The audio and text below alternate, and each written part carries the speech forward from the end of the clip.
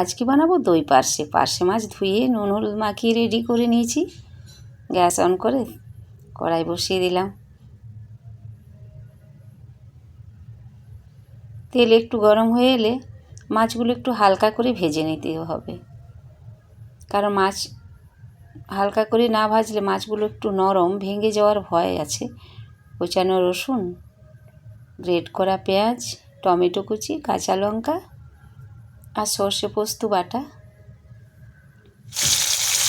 এভাবে হালকা করে মাছগুলো ভেজে তুলে নিচ্ছি। কিছু মাছগুলো একটু ভেঙে ভেঙে যাচ্ছে, তো যাই হোক ওই তেলেই ফোড়ন দিয়ে শুকনো লঙ্কা দিয়ে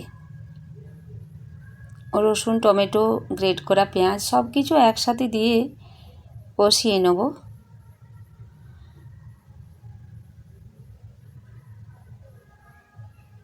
আর পার্শে বাটা দই দিয়ে যেটি আমি বানাচ্ছি, যেমন এখন ছোট ছোট মাছগুলো, তো যখন বাচ্চারা ছোট থাকে তখন ছোট মাছ বাচ্চাদের কিছুতেই খাওয়াতে পারতাম না।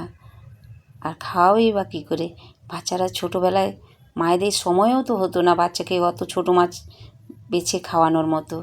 বাচ্চার স্কুলের ব্যাগ, টিফিন সব কিছু রেডি করতে করতে একেবারে নাজেহাল। তো সেই বাচ্চারা যখন বড় হয় তখন কিন্তু ছোটো মাছ খেতে শিখে যায়। তো আমার বাবু তাই এখন বড় হয়েছে, ছোটো মাছ খেতে শিখে গেছে। তো সেটাই আমার কাছে ভীষণ ভালো লাগার।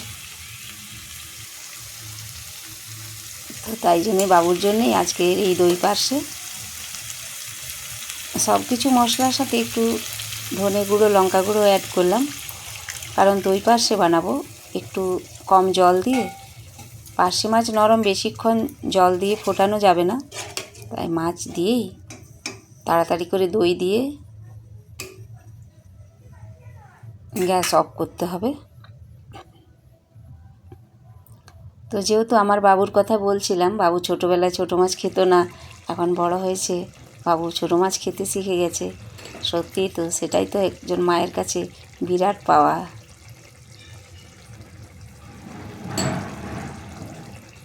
ছোটো চামচে 2 চামচ দই দিলাম, ওপর থেকে একটু কাঁচা লঙ্কা, একটু চিনি দিতে ভুলবেন না, কারণ নুন লঙ্কা পরিমাণ মতো, আর